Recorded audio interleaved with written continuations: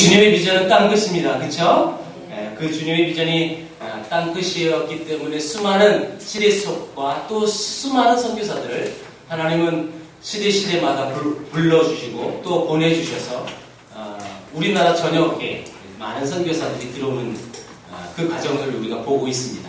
자, 지난주에 부산 땅에 그리고 경남 땅에 어떻게 복음이 들어왔는지를 사실 일부분 했어요. 자, 여러분 이 부산에 누가 와서 그리고 하루 만에 돌아가셔서 이 부산 경남 지역에 호주 선교사들이 많이 올 수 있었다고 그랬죠?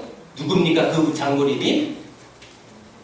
예, 우리는 망각의 은사를 받았기 때문에 그걸 어떻게 한번 듣고 다 기억하겠어요, 그렇죠? 그래서 목사는 할만합니다, 사실은. 조셉 헨리 데이비스라는 선교사가 호주 1호 선교사가 부산에 온 지 하루 만에 목숨을 잃었고 그 뒤를 잇겠다고 호주 선교회에 선교사들이 대거 들어오는데 그 호주 선교회 선교사들이 또 대부분 장로교 선교사였어요. 왜냐하면 스코틀랜드 출신들이 호주로 이민을 많이 갑니다. 스코틀랜드는 장로교회의 여러분 시작점이 스코틀랜드 지역이에요. 존 러스라는 사람이 스코틀랜드에서 장로 교단을 세우신 분인데 그 후예들이 그 정신을 갖고 여러분 호주에서 신앙생활하니까 그들도 장로교 신앙을 갖고 있는 거예요. 그래서 이 호주 장로교 선교사가 부산에 왔고 그 다음 부산에 이렇게 저 지역 보여요? 그 다음 진주 땅에 가는 거예요. 그러니까 큰 카테고리는 부산, 진주 이렇게 큰 덩어리고 그 밑에는 그 인근이에요. 인근. 그 다음 여러분 마산, 통영, 거창이라는 곳까지 오는데 여기 여러분 여기 통영진부에는 용남군도 있었어요. 용남군. 그래서 이 용남 선교사는 이걸 여러분 강의할 때 크게 뛰어나요. 용남 이렇게. 여러분 요 마산, 통영, 거창, 진주, 부산 요게 큰 거점인데 이곳에 선교사들이 들어가서 그리고 그 작은 곳으로 들어가서 또 작은 곳에 또 들어가는 거예요. 그러면 경상남도 일대가 이런 호주 선교사들이 들어가는 거죠. 그래서 경상남도가 복음화가 되어지는 것입니다. 여러분 거창에 주남선이라는 학생이 있었어요. 소년이 있었어요. 여러분 주남선 박사라고 들어봤나요? 들어본 적이 없어요. 자, 여러분 이 주남선 기념관이 거창에 있는데 보세요. 17세까지 학문 수학을 하고 이분이 호주 선교사의 전도로 기독교 신자가 되는 거예요. 호주 선교사를 통해서 이 장로교 신자가 된 거라는 거죠. 그래서 이 주남선 박사가 그래서 등장하게 되어지는데 하나의 일례입니다. 일례. 진주 땅에 왔던 한 선교사를 소개합니다. 자, 이분은 데이비스예요. 데이비스. 앨리스 데이비스. 성이 데이비스죠. 자, 이분은 진주 배돈이라는 병원에서 사역을 했던 선교사인데 여러분 진주 배돈병원은 경상남도에서 제일 먼저 세워진 병원입니다. 서양식 병원이고요. 이것도 선교사가 세운 거고요. 원래 배돈이라는 이름도 사람 이름이에요. 영어 이름으로는 페이튼이라는 분이에요. 페이튼 선교사인데 이 페이튼 병원 이렇게 못하고 그냥 배돈이라고 하는 거예요. 비슷하게. 이 페이튼이라는 분은 호주 선교 본부 사역자인데 이분이 우리나라에 수많은 선교사를 보내주는 분이에요. 우리나라의 선교의 열정을 쏟아부으려고 정말 지대한 노력을 하신 분이에요. 그 공적을 여러분 알기에 그분의 이름으로 병원을 지은 거예요. 지금 이 병원은 진주에 가면 없습니다. 6.25전쟁 때 폭격 맞아가지고 이 병원은 다 사라져버렸어요. 그러나 경상남도에서 최초의 서양병원은 이 병원이었습니다. 자, 의사였어요. 이분의 언니는 부산에서 일신여학교 교육사역을 했던 언니가 있었습니다. 마거렛 데이비스. 그러니까 성이 데이비스죠? 자, 언니도 데이비스, 동생도 데이비스. 아까 여러분 호주에서 제일 먼저 와가지고 하루 만에 순교하신 그분의 성이 뭐였어요? 데이비스. 그 데이비스의 조카들이었어요. 이 조카들이 어려서부터 자기 삼촌의 이야기를 듣고 어린 시절부터 꿈을 키운 거예요. 우리 삼촌은 부산에 갔는데 하루 만에 죽었다. 그래서 수많은 호주 선교사들이 부산 땅에 들어온다. 여러분 그래서 그 어린 조카들이 나중에 성인이 돼가지고 언니는 교육 선교사로, 동생은 의사 선교사로 들어오신 거예요. 열심히 살아요. 여러분, 이 선교사의 아름다운 희생과 헌신을 통하여 많은 열매가 맺혀지는데, 호주 선교사들이 여학교를 세웠어요. 여학교. 그게 일신 여학교라고 부르는 거예요. 사실은 일신이라고 처음부터 이름을 짓진 않았어요. 여러분, 이 선교사들이 고아원을 했거든요. 고아원. 이 고아원이 여자 고아원이에요. 왜냐하면 그 당시 여자 선교사, 솔로 선교사들이 많이 왔기 때문에 이 여자 선교사들은 여자 고아만 받아주는 거예요. 그러니까 여자 아이들이 자라다 보니까 학교를 세웠고 그 학교를 일신여학교라고 부르는 거죠. 이 일신여학교는 지금 없고요. 동래구에 가보면 동래 여자 중고등학교가 있어요. 이 학교가 옛날 일신여학교였습니다. 이것이 사실 믿지 않는 사람들에게 이 학교가 팔려나가면서 이 이름도 바뀌어진 거고요. 그런 아픔이 사실은 있어요. 자, 이 윌리엄 베어드라는 선교사님은 호주 선교사들이 들어오기 전에 이미 부산 땅에 상주했던 미국 북장로교 선교사였습니다.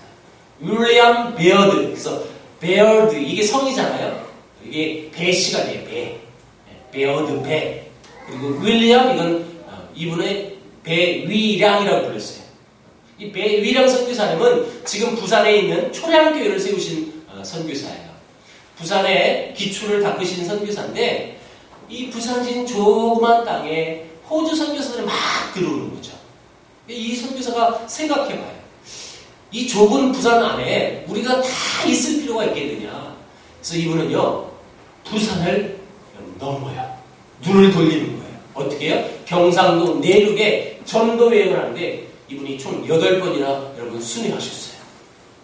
여러분, 이 일정이요, 이게 장난 아니거든요. 사실 동네 밀양 청도 대구 이렇게 가면서 이를테면 정탐을 하시고 이러면서 복음을 전하셨어요. 8번 정탐을 하시면서 우리가 부산 안에만 있지 말고 경상도 내륙으로 들어가서 이 내륙에 있는 사람들도 복음 전하자, 이렇게 꿈을 키운 거예요. 그래서 이분이 어디를 갔을까요, 여러분? 저 도시 중에 하나입니다. 대구. 왜 대구일까요? 그 이유가 있어요. 이 선교사가 대구 간 이유가 있습니다. 이유를 지금부터 소개합니다. 먼저는 북부의 중심지예요. 그쵸? 그리고 인구가 많은 거예요. 이 교통상 아주 좋은, 아주 요충지였어요. 수로가 있어요. 그래서 이 수로를 통하여, 낙동강을 통하여 부산까지 왕래를 할 수 있었어요. 그리고 가장 밑에, 자, 다 같이 저 조건이 충족이 된 거예요. 시작. 부동산을 구입하는데 관청의 반대가 없다. 이게 최고의 조건인 거예요. 왜냐? 여러분, 관청이 선교사들이 와가지고 집을 사고 땅을 구입하는데 반대해버리면 그걸 못 사거든요. 근데 대구는 이걸 허락해 준 거예요. 그러니까 이 대구가 최고의 이런 장소에서 선교사님들이 경상 내륙으로 복음 전하기 위해서, 자, 선교사들이 지역을 정하는 데 있어서 여러분, 보이지 않는 법칙이 하나 있어요. 그게 뭐냐면 가장 인구가 많은 곳을 가요. 가장 큰 도시로 간다는 뜻이에요. 그리고 그 다음 작은 도시, 그 작은 도시, 이렇게 저렇게 조금씩 이렇게 확장되어지는, 이게 이제 선교지의 특징입니다. 자, 대구에서 열심히 살았는데, 자, 이게 무슨 말이에요? 지금의 약정골목, 여러분 대구에 가면 약정골목이 있어요. 지금도 있어요. 그대로. 근데 이걸 여러분, 우리 서울에 살았던 분들은 이렇게 생각하면 쉬워요. 경동시장. 이게 한약방 골목이 쫙 있는 거예요. 양옆으로. 지금도 있다고요. 자, 이 약정골목 안에서 교회를 세우고 그리고 선교사가 거기서 시작하는 거예요. 자, 그래서 이 선교사들이 약정골목을 세워요. 약정골목에다가 이제 열심히 세약을 하는데, 이 윌리엄 베어드 선교사님은 교육 달란트가 있었어요. 이 교육 달란트가 있으니까 선교부에서 이분의 성향을 알아가지고 서울로 와주세요. 그리고 서울에서 또 평양으로 와주세요. 그래서 이분은 불림을 당하는 거예요.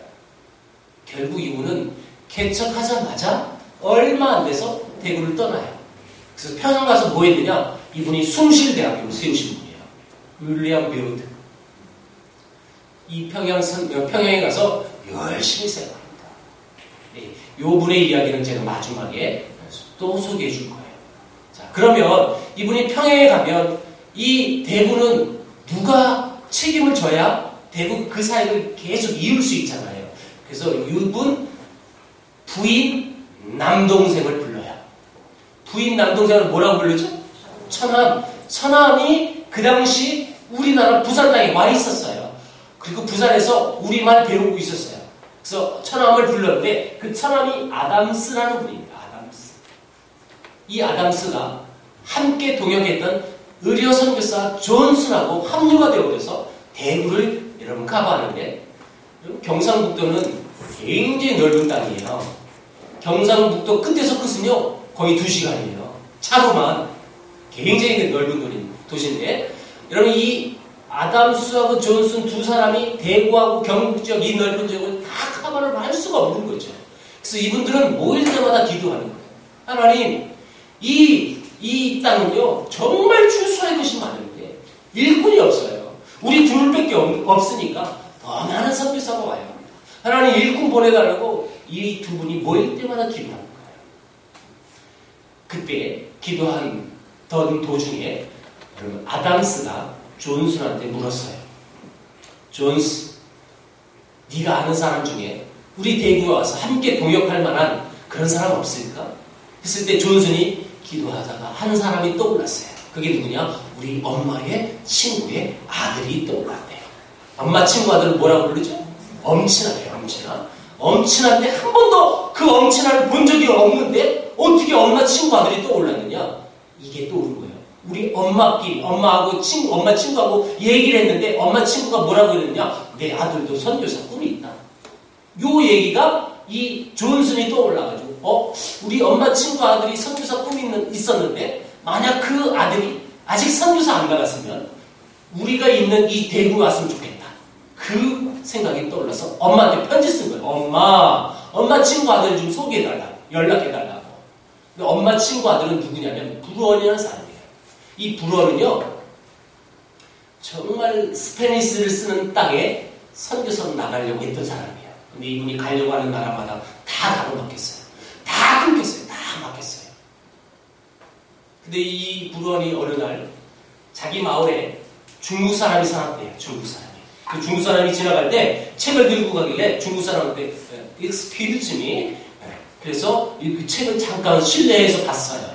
근데 딱 피는 순간 여러분 이 중국 어는요 상형 문자예요. 상형 문자라는 것은 그림이에요. 그림이 글로 된 거예요. 그쵸? 여러분 이 딱 글을 보는 순간 이 불어는 이렇게 마음을 먹었답니다. 하나님 저는 이런 언어 쓰는 나라에 절대 보내지 말아주세요. 너무 어렵겠습니다. 그런데 자기가 가려고 하는 나라마다 다 막혔다 보니까 이분도 머릿속에 떠오르는 한 사건이 있는 거예요. 우리 엄마 친구는 조선에 가면 돼. 이런 언어 한자 쓰는 중국 안 가고 조선 가면 돼. 잘 몰랐다는 거죠. 우리도 한자 썼는데. 이 불원이 엄마 친구한테 편지 썼어요. 어머니 아들이 조선에 선교사 갔죠. 어머니 아들 좀 소개해 주세요. 자 그러면 여러분 이 두 아들이 서로 몰랐는데 서로 알려달라는 거죠.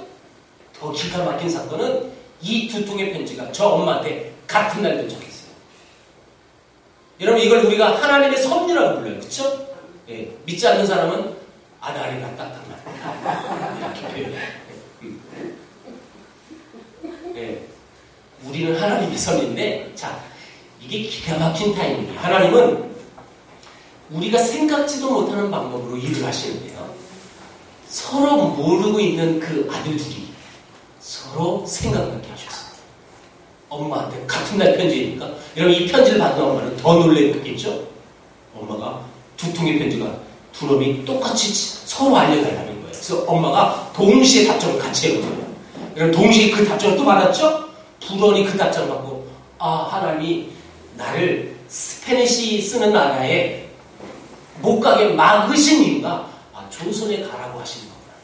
이렇게 받아들여서 이 불원이 대구로 와서 요 세 분이 대구 선교의 3인방이 되는 거예요. 여러분 이 불원이라는 사람이 정말 머리가 비상하신 분이었어요.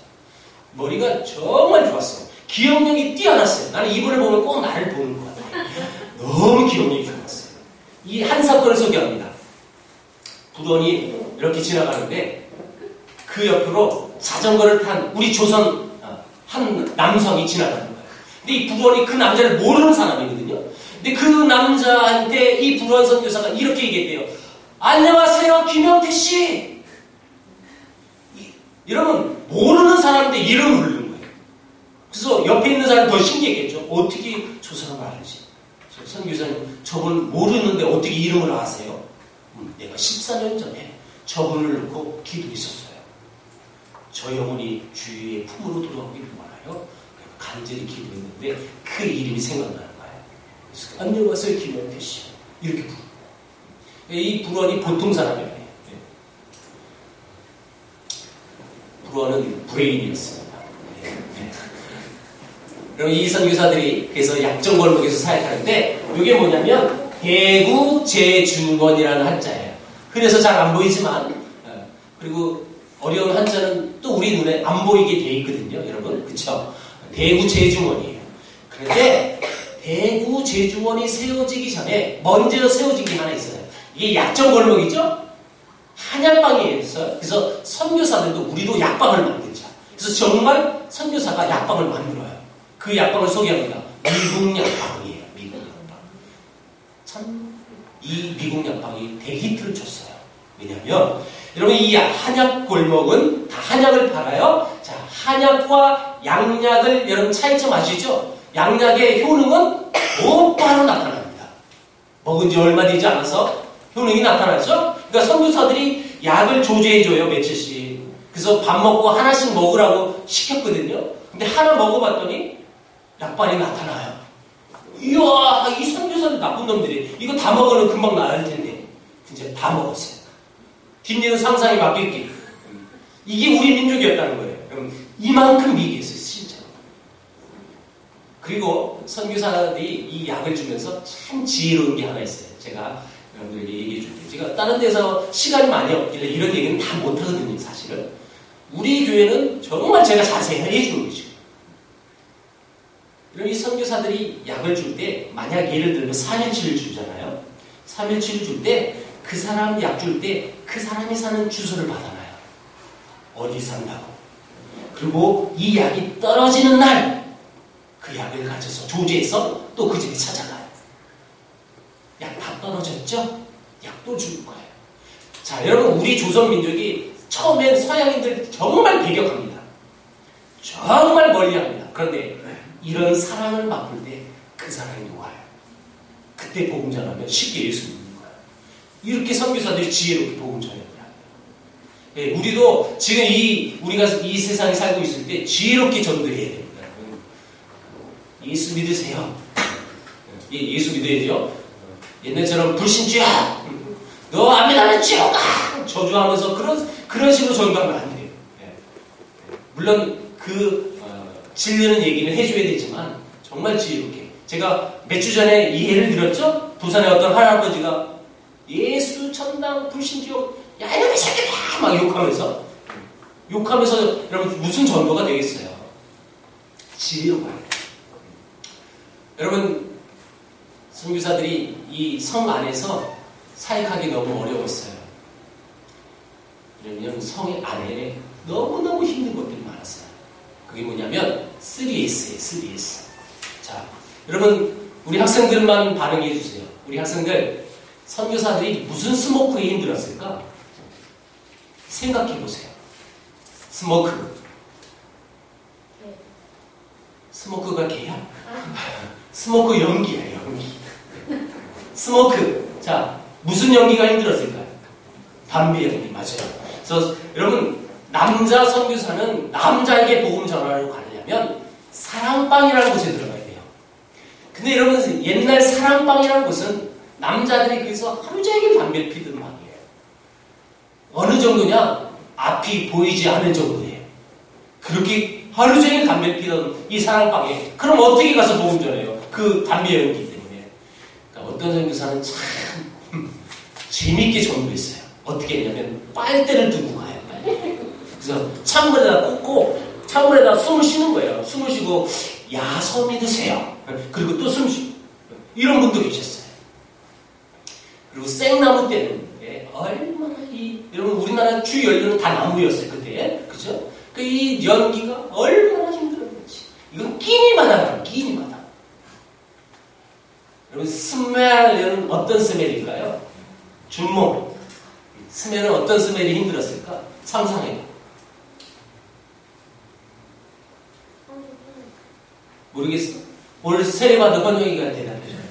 제 세례받은 지 1년 돼가지고 까먹었나.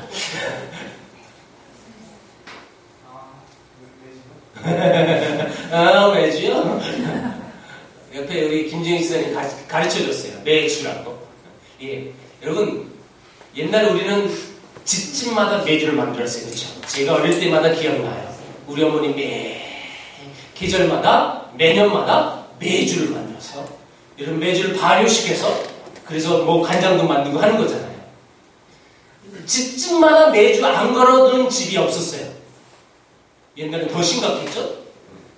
여러분 지금처럼 마트에서 가서 사 먹지 않아요. 집집마다 만듭니다. 근데 서양인들이 가장 힘들어하는 냄새가 콩 썩는 냄새예요. 서양인들이 역겹게 생각하는 냄새가 이거예요.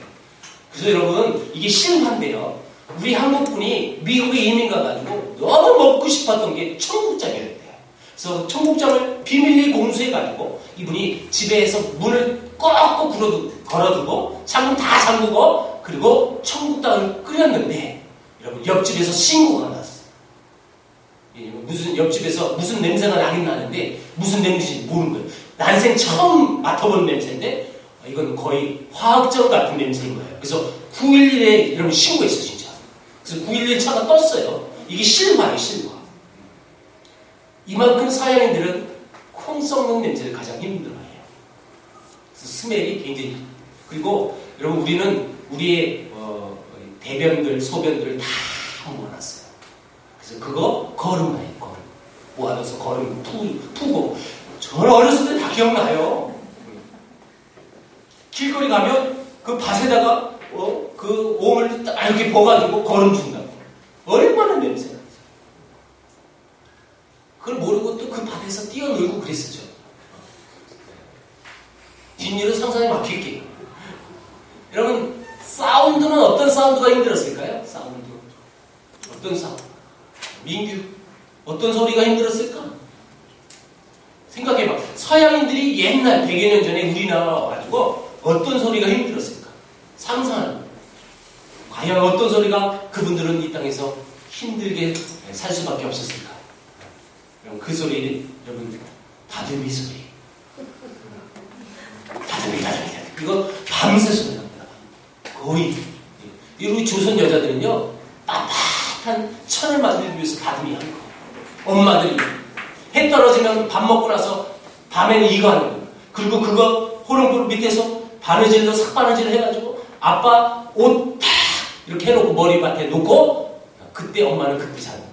그리고 새벽에 또 다 울면 새벽에 일어나서 밥하고 일하고 이게 조선 여자의 삶이었어요. 여러분 이 시대에 태어난 자매님들 여러분 축복합니다. 정말 이때 안 태어난 건 정말 다행이에요. 감사해요. 여러분 선교사들이 또 힘들어한 소리가 하나 있었어요. 그게 뭐냐면 동네 개소리입니다. 온 동네 개들이요 선교사가 그 마을에 들어오면 그걸 기가 막히게 알아요. 다 달려와서 막 짖어대요. 여러분 이 개들이 한꺼번에 달려서 짖는 거 경험해봤어요? 이게 쉬운 일이 아니에요.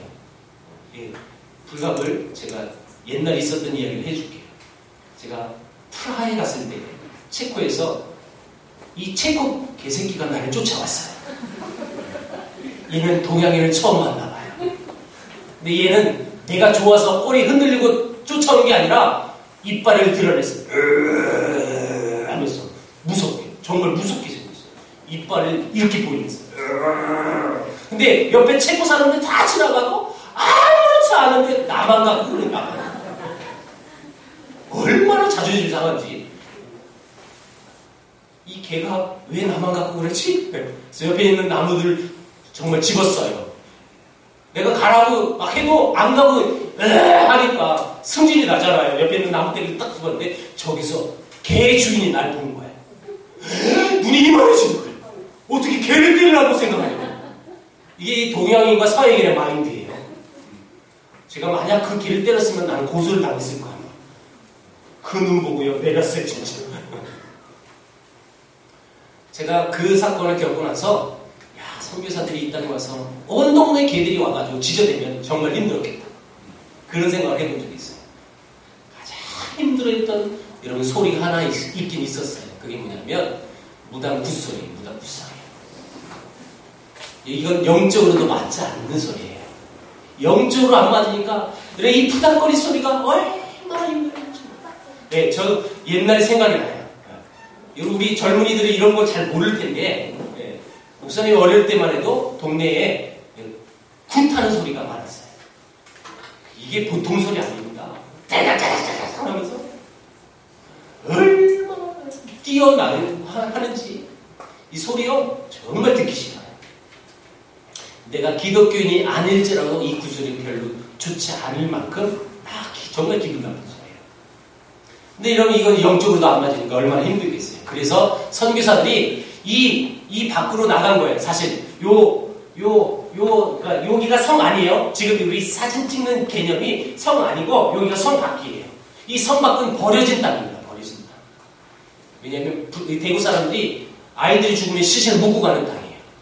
이 버려진 땅에 선교사가 땅을 사러 온 거예요. 이 성 안에서 도저히 못 살겠다고. 성 밖으로 나가려고. 여러분 귀신 나오는 땅에 여러분 사러 왔으니 이 땅 주인은 얼마나 좋았겠어요. 그렇죠? 그래서 얼른 팔아버린 거예요. 그런데 사실은 이 땅을 선교사가 사러 오기 전에 캐톨릭 신부, 프랑스 신부가 이 땅을 사러 오기는 왔었어요. 먼저 왔었어요. 근데 왜 그분이 못 샀느냐면 그 천주교 신자 중에 양반이 있었는데 양반이 반대한 거예요. 이거 귀신 나오는 땅인데 왜 사냐고. 못 산다고. 그래서 막아서 못 사셨는데 어떻게 개신교 선교사는 땅을 샀느냐? 성도가 한 명도 없었던 거예요. 그래서 이 땅을 사서 여러분 집 위에 있죠? 언덕 위에. 이 집이 지금 이렇게 돼 있는 거예요. 지금도 남아있어요. 몇 년 전에 1박 2일에서 광역시 특별편에 여기가 나왔어요. 대구 광역시 찍을 때 이 건물이 나와요. 강호동 씨가 여기 와가지고 그 사람의 그날 미션이 뭐냐면 대구에 100년이 넘은 건물을 사진으로 찍고 올 미션이 그 얘기 있었어요.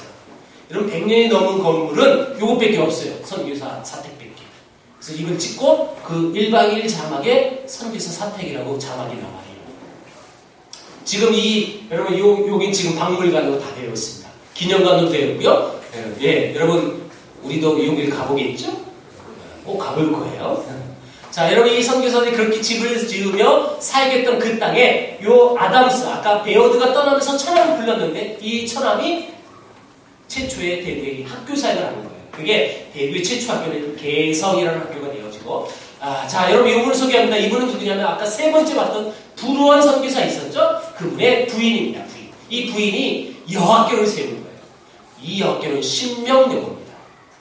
자, 그래서 선교사들이 대학교를 세우기 위하여 개성의 개자를 따고 신명의 명자를 따와서 대학교가 세워졌어요. 그게 무슨 대학교일까요? 계명대학교. 그러니까 계명대학교도 별 뜻 없어요.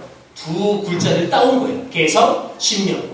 그래서 계명대학교인데 제가 가끔 물어요. 계명대학교 무슨 뜻인지 아십니까? 그러면요. 계명성, 십계명 뭐 이런 별소리 다 하던데 별 뜻 없는 거예요.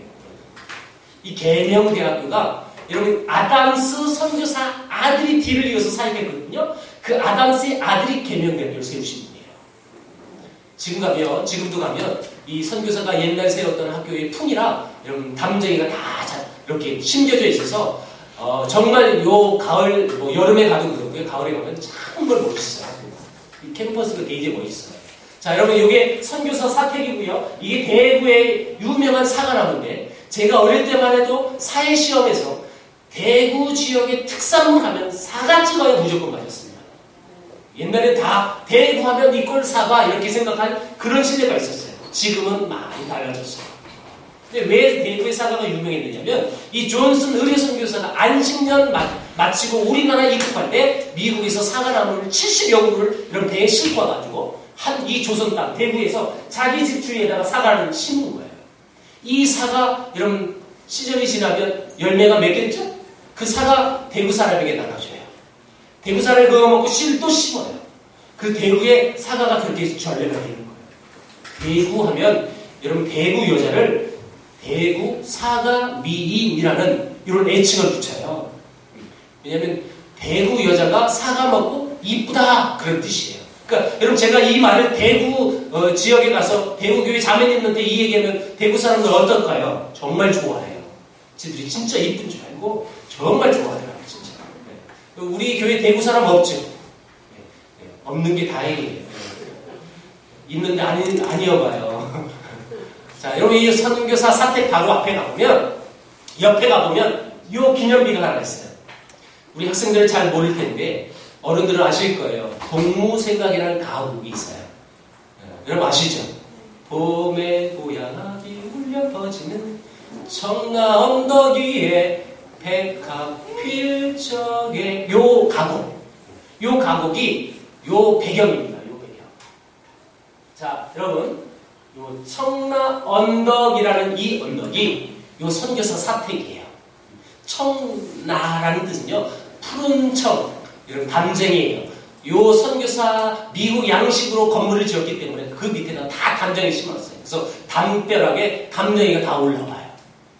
그래서 요 언덕을 청라 언덕이라고 부르는 거예요.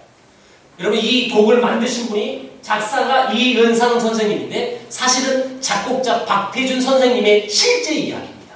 박태준 선생님의 동료가 이은상 선생님인데 그 얘기를 해줬더니 이은상 선생님이 그걸 여러분 곡조 쓸 수 있게 가사를 만들어주는 거예요. 거기에다가 곡조 붙인 게 동무생각이라는 뜻인데 왜냐하면 박태준 요분은 개성학교 출신이에요. 근데 이 개성학교 출신이었던 이분이 짝사랑했던 여자친구가요 여러분 신명여고 여학생이었어요.